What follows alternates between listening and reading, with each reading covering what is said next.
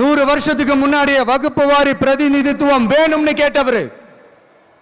அன்னைக்கும் சரி இன்னைக்கும் சரி ஒரு ஆச்சரியத்தோட பார்க்கக்கூடிய ஒரு மனிதர், நம்மளுடைய கொள்கை தலைவர். அப்ப அண்ணாவும் எம்ஜிஆரும் யாரு? பெரியார் அவர்கள் கிட்ட இருந்து எங்களுக்கு தேவையான கொள்கைகளை எடுத்துக்கிட்டோம்.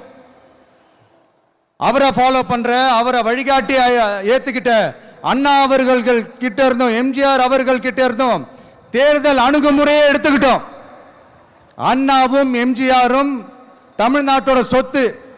அவங்கள பயன்படுத்துறத பத்தி யாரும் இங்க கம்ப்ளைண்ட்லாம் பண்ண முடியாது. அண்ணா எங்களோடது, எம்ஜிஆர் எங்களோடது, நீங்களா எடுத்துக்க கூடாது அப்படிலாம் யாரும் இங்க அழுதுட்டு இருக்க முடியாது, சொல்லிவிட்டேன்.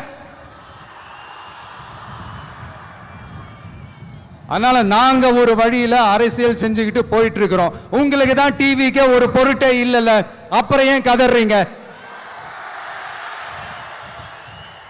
அப்புறம் ஆளாளுக்கு அங்க போயிட்டு இங்க போயிட்டு புலம்பி தள்ளிக்கிட்டு இருக்கிறீங்க.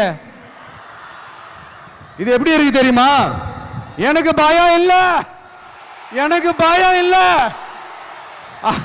அப்படின்னு சத்தமா சவுண்ட் விட்டுக்கிட்டே சத்தமா பாட்டு பாடிக்கிட்டே இந்த நடுங்கிக்கிட்டே சின்ன பசங்க நடந்து போவாங்க, அந்த மாதிரி இருக்கு.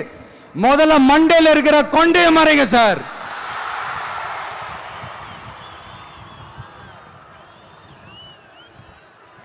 சும்மா மாறு வேஷத்துல மறு வச்சுக்கிட்டு மீடியா ஆளு ரேடியோ ஆளுன்னு இவங்க ஆளுங்களே மாத்தி மாத்தி அனுப்பிக்கிட்டு இதெல்லாம் என்ன மக்களுக்கு தெரியாதுன்னு நினைச்சிட்டு இருக்கீங்களா?